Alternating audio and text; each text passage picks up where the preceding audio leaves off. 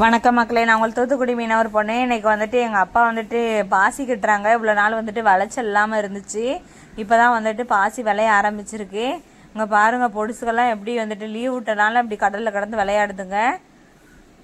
எங்கள் சித்தி மகா எல்லாருமே உட்காந்து கட்டிக்கிட்டு இருந்தாங்க. பாசி வந்துட்டு நல்ல பாசியாக இருந்துச்சு.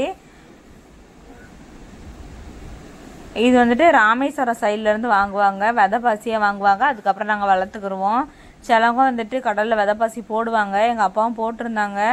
ஆனால் அவங்களுக்கு வந்துட்டு அரைக்கிறதுக்கு வந்துட்டு கொஞ்சம் தேவைப்படுது, நிறையாவே தேவைப்படும்.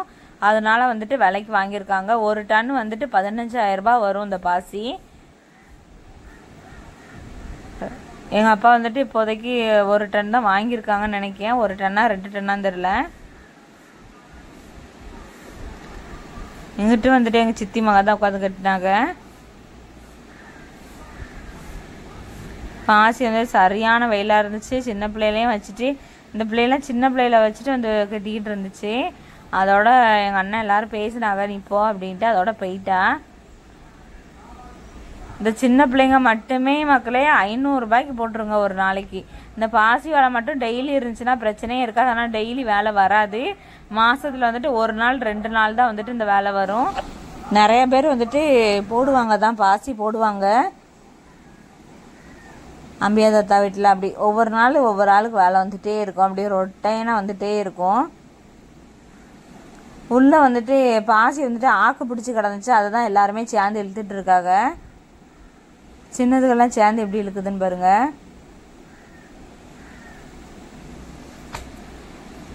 இது வந்துட்டு கையை வெட்டி விட்டுரும். பார்த்து பறித்து தான் இழுக்கணும் கை. இல்லாட்டா அப்படி கிழிச்சு விட்டுரும். இதை வந்துட்டு சின்னதுனால கொஞ்சம் பிரச்சனை இல்லை. பெரிய ஆக்கு அதிகமாக வந்துட்டு கிடக்கும். கரையில் தான் அதிகமாக ஆக்கு கிடக்கும். டக்கு டக்குன்னு காலு கையில் வெட்டி விட்டுரும். இது வந்துட்டு என் தங்கச்சி வந்துட்டு கெட்டி போட்டிருந்தா. அதுக்கப்புறம் நான் வந்துட்டு எப்படி கட்டுறதுன்னு வந்துட்டு நான் உங்களுக்கு சொல்லித்தரேன் பாருங்க. டக்குன்னு என்ன பேச வந்தனே மறந்துட்டு, அதனால தான் ஒரு நிமிஷம் வந்துட்டு இப்படி ஸ்ட்ரைக் ஆகிட்டேன்.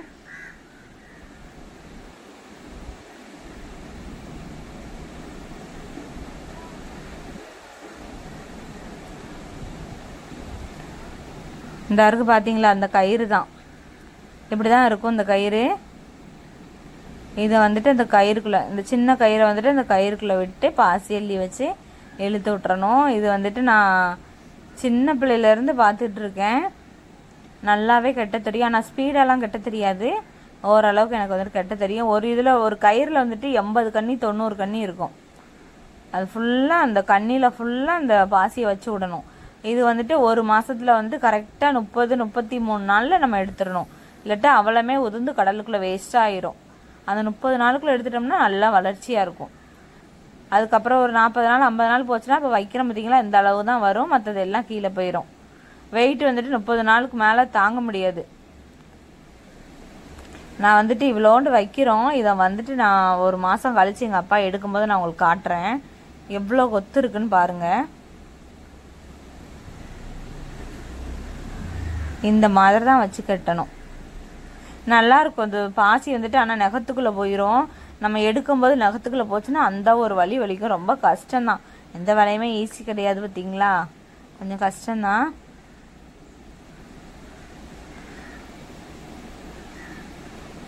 இது வந்துட்டு எதுக்கு யூஸ் பண்ணுறாங்கன்னா, எங்கள் அப்பா வந்துட்டு விவசாயத்துக்கு தான் யூஸ் பண்ணுறாங்க. விவசாயம் ஒவ்வொரு ஊர்லேருந்து ஆர்டர் வரும். இப்போ விவசாயம் பண்ணுறவங்க வந்துட்டு எங்கள் அப்பாட்ட ஆர்டர் பண்ணி ஜூஸாக வாங்கி அதை அவங்க வந்துட்டு இயற்கை உரமாக வந்துட்டு யூஸ் பண்ணிக்கிடுவாங்க. இதில் எந்த ஒரு கெமிக்கலுமே சேர்க்க வேணாம், சூப்பராக வளரும். இப்போ வந்துட்டு நெல் போட்டிருக்கீங்க, மற்ற பயிர்கள் போட்டிருக்கீங்கன்னா இதை வாங்கி நீங்கள் வந்துட்டு மாதத்தில் ஒரு நாள் தான் தெளித்தா போதும். சூப்பரான விளைச்சல் உங்களுக்கு கிடைக்கும். இயற்கையான உரம் இது. அப்புறம் வந்துட்டு அழகு சாதன பொருட்கள், அப்புறம் வந்து இந்த அகர் அதெல்லாம் யூஸ் பண்ணுறாங்க பார்த்தீங்களா, அது எல்லாமே இதில் இருந்தால் வருதான். முன்னாடிலாம் வந்துட்டு இந்த பாசி வளர்ப்புலேருந்து வந்துட்டு கிளாஸ் எடுப்பாங்க. நான் சின்ன பிள்ளையா இருக்கும்போது, அதுக்கப்புறம் நான் வந்துட்டு ஸ்கூல் படிக்க போனதுலேருந்து நான் அவங்கள நான் பார்த்ததே கிடையாது. அப்பப்போ வந்துட்டு இந்த பாசியை ரிசர்ச் பண்ணுறதுக்கு வந்துட்டு வருங்க பிள்ளைங்க வந்துட்டு டவுட் கேட்டுட்டு போவாங்க. அங்கே பாருங்கள், சின்ன பிள்ளைய வச்சுட்டு குத்திட்டு கிடக்கா. எங்கள் அண்ணன் மகனும் எங்கள் அக்கா மகளும் நின்னாங்க. எங்கள் அக்கானா சித்தி பொண்ணு. எல்லாம் ஒரு ஒரு டயரை வச்சுட்டு உட்காந்து விளாண்டுக்கிட்டு இருந்துச்சுங்க. பாசி எப்படி தலான்னு இருந்துச்சு. எங்கள் சித்திட்டையும் கேட்டுட்டு இருந்தேன், நீ வந்துட்டு காஞ்ச பசியாக வந்துட்டு அனுப்புவியா, அது எதுக்கு அனுப்புகிற அப்படின்ட்டு. அப்பா ஜூஸ் போட்டு அனுப்புது, நீ எதுக்கு காஞ்ச பசியாக அனுப்புகிற அப்படின்ட்டு. அது வந்துட்டு பெப்சி கம்பெனிக்கு போகுது. எங்கள் கம்பெனியில் வந்துட்டு இதை அரைச்சி பொடி பண்ணுவாங்க. பொடி பண்ணி வந்துட்டு ஒவ்வொரு பொருட்களை வந்துட்டு செய்வாங்க. பாயாசத்துக்கு வந்துட்டு சேமியா எல்லாமே இதில் வந்துட்டு செய்கிறாங்களாம். எங்கள் சித்தி வந்துட்டு சொல்லிகிட்டு இருந்தாங்க. அதை ஒன்று ஒன்றா கேட்டுகிட்டே இருந்தேன். எனக்கு வந்துட்டு எங்கள் அப்பா முன்னாடி வந்துட்டு காயப்பட்டு தான் அனுப்புவாங்க. இப்போ தான் வந்துட்டு ஜூஸ் அரைக்கிறாங்க. படன்னு கட்டிடு. எங்கள் சித்திலாம் 600 700 கட்டிடுவாங்க. சின்ன பிள்ளையில 500 கட்டுதுன்னா இவங்கெல்லாம் எவ்வளோ கட்டுவாங்க, படன்னு கட்டுவாங்க.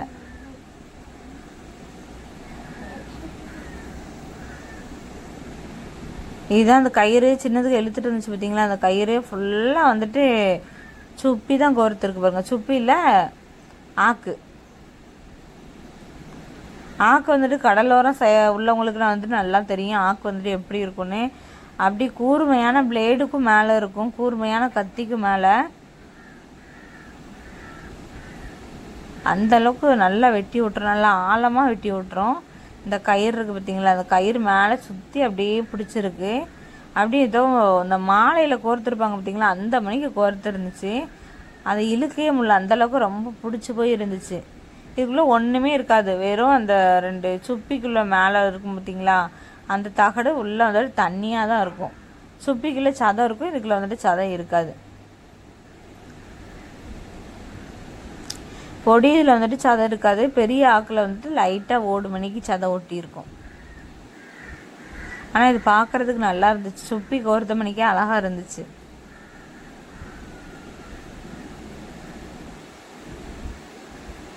இது பெருசாலாம் இருந்துச்சுன்னா நம்மளால தொடவே முடியாது.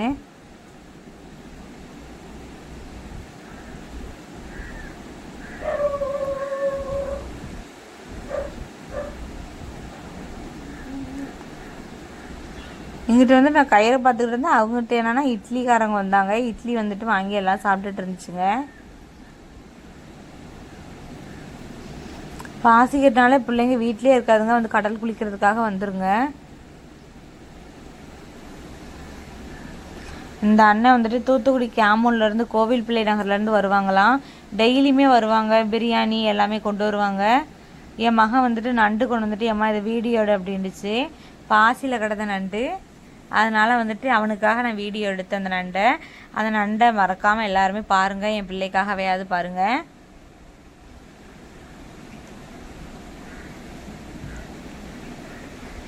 எங்கள் சித்தப்பா, எங்கள் அண்ணன், காரத்தி எல்லாருமே வாங்கி சாப்பிட்டுட்டு இருந்தாங்க. டேஸ்ட் எப்படி இருக்குன்னு தெரியலை அவர்கிட்ட, ஆனால் நல்லா தான் இருக்குது அப்படின்னு சொல்லி சொன்னாங்க.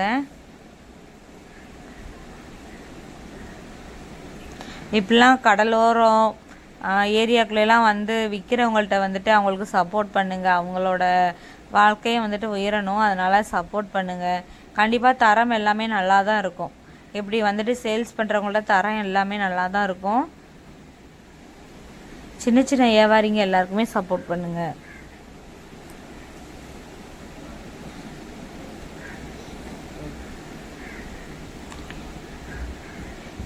தக்காளி சட்னி இது காலையில் 9:30 டைமில் இந்த அண்ணன் வந்துட்டு வந்திருந்தாங்க.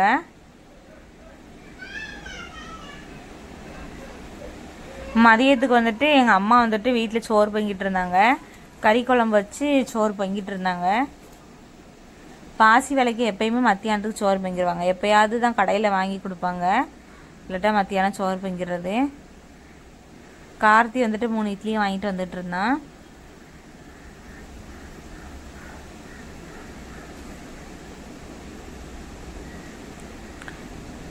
இவங்கள்ட்ட வந்து கொஞ்ச நேரம் பேசிக்கிட்டு இருந்தேன், எங்கேருந்து வந்தீங்க அப்படின்னு சொல்லிட்டு பேசிக்கிட்டு இருந்தேன்.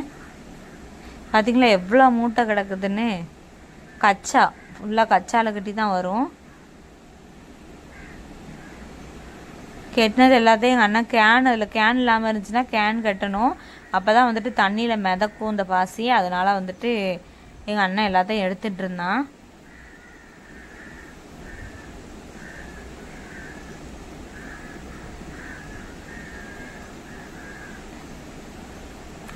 கவர்மெண்ட் வந்துட்டு எவ்வளவோ பண்ணுறாங்க, ஆனால் அந்த மீனவர்களுக்கு மட்டும் எந்த ஒரு இதுவுமே இல்லாமல் இருக்குது. அவங்களுக்குலாம் கொஞ்சம் ஹெல்ப் பண்ணால் நல்லாயிருக்கும். வெயிலில் கடந்து இவ்வளோ மழை தெரிக்கிறதுக்கு எல்லாத்துக்கும் கஷ்டப்படுறாங்க. அதுக்கு வந்துட்டு ஏதாவது ஒரு கூடாரம் அந்த மணிக்கு போட்டு கொடுத்தா கூட நல்லாயிருக்கும். ஆனால் யாருமே ஸ்டெப் எடுக்க மாட்டுக்காங்க.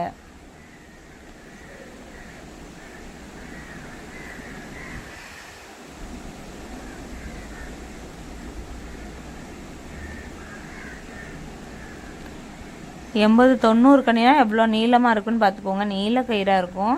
அதில் தான் 90 கண்ணி குத்தி போடுவாங்க. எங்கள் அண்ணன் கையில் தூக்குற வெயிட்டை மட்டும் இப்போ பார்த்துக்கோங்க. நான் வந்துட்டு 30 நாள் கழித்து அதே இதை எங்கள் அண்ணன் தூக்க சொல்லி நான் காட்டுறேன். ஆனால் அவனால் தூக்க முடியாது. இதனால் ஒரு 2-3 பேர் சேர்ந்து தூக்க சொல்லியாவது நான் உங்களுக்கு காட்டுறேன். இப்போ தான் எங்கள் அப்பா வந்துட்டு வேலைக்கு ஆட்களை கூப்பிட்டு வந்துட்டு இருந்தாங்க.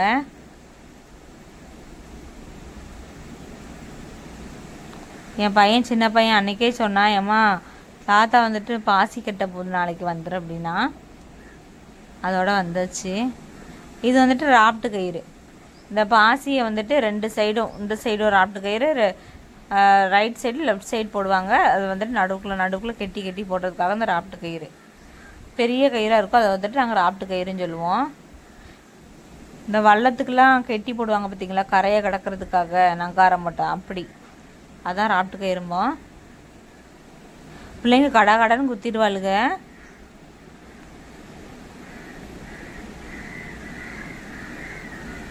அடுத்த ஒரு மூட்டையை வந்துட்டு பிரித்து போட்டாங்க. ஏன்னா வந்துட்டு அதை அப்படியே அந்த கச்சாக்கள் இல்லாமல் அப்படியே போட்டோன்னு வச்சுக்கோங்களேன், அப்படியே வந்துட்டு இது காஞ்சி போயிடும்.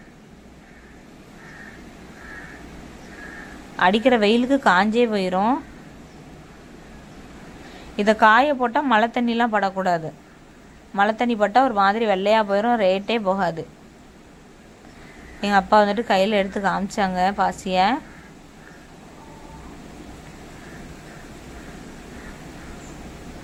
பாருங்கள் எவ்வளோ சூப்பராக தளன்னு இருக்குன்னு.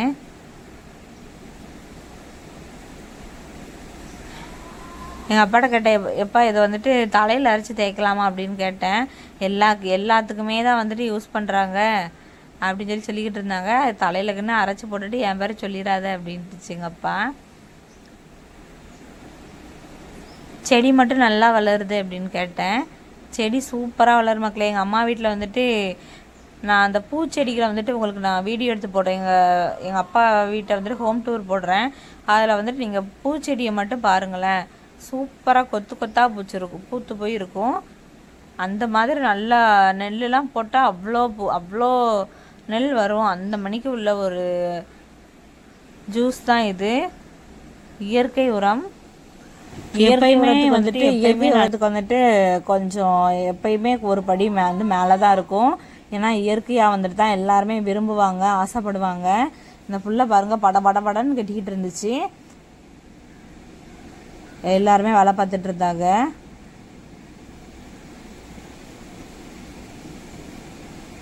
இந்த மணிக்கு வந்துட்டு கடற்கரை வீடியோ வேணால் தூத்துக்குடி மீனவர் பொண்ணு சேனலை சப்ஸ்கிரைப் பண்ணிக்கோங்க.